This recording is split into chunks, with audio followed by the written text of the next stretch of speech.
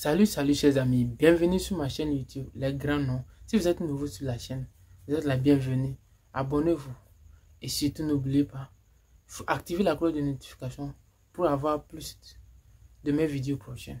Aujourd'hui, je vais vous parler des leaders panafricanistes. Et certains leaders panafricanistes avec leur position.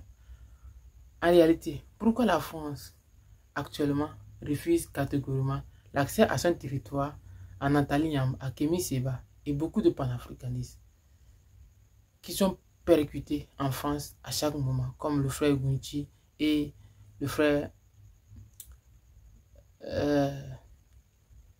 comment on appelle ça, Franklin Nyamsi.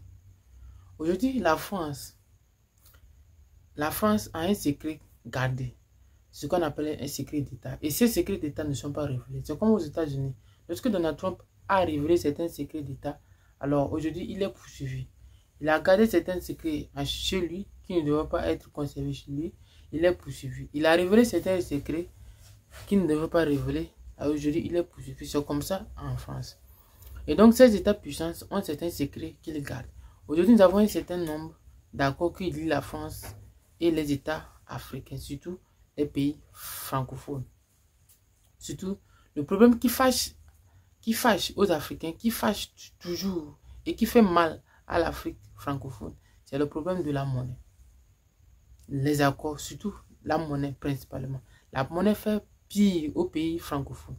Et c'est dans cette voie que certains panafricanistes, les panafricanistes les plus aguerris sont en train d'amener. Et la France ne veut jamais relâcher.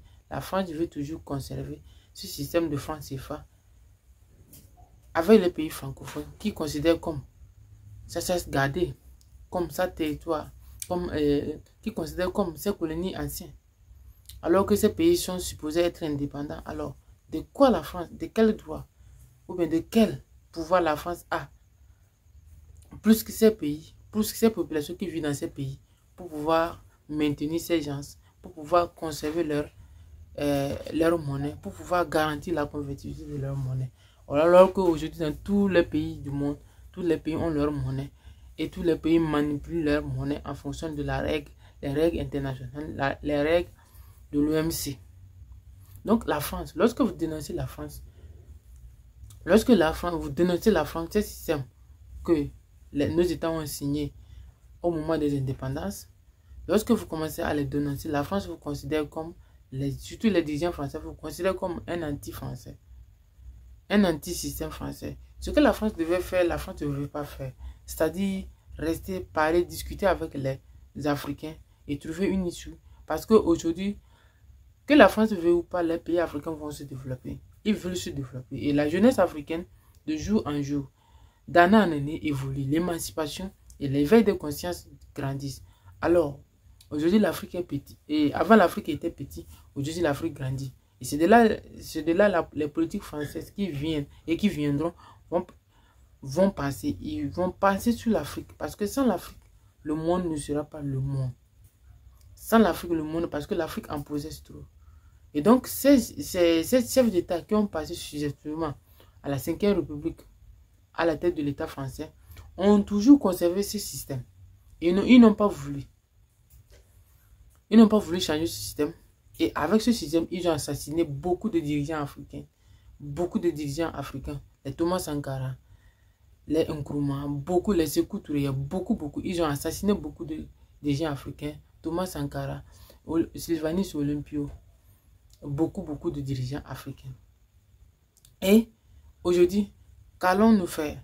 Et c'est dans cette voie qu'elle s'est engagée les frères et les sœurs comme Nathalie Nyambe, les frères comme Kémi Séba, Franklin, Gunti et beaucoup de frères et qui dénoncent vivement ce système qu'applique la France dans les pays francophones. Alors que comme vous allez dans le domaine et dans les pays anglophones qui a été colonisé par la Grande-Bretagne, vous avez carrément un système très différent.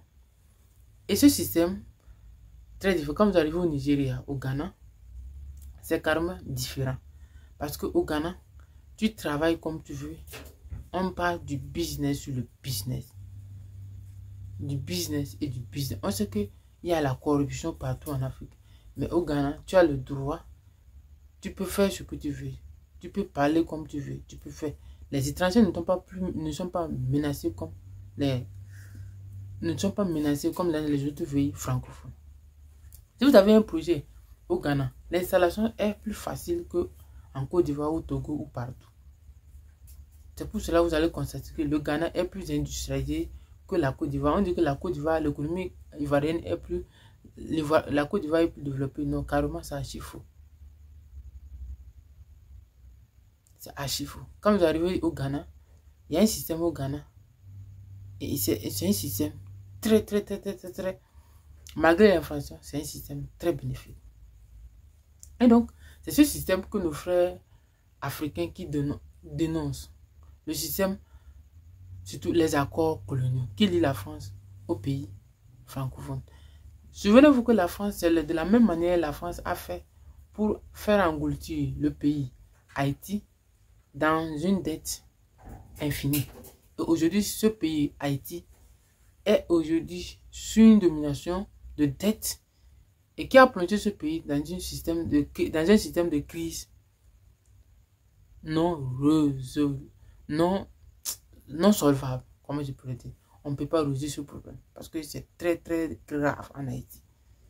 Donc, mes amis, voilà le problème de la France et que la France ne veut pas lâcher.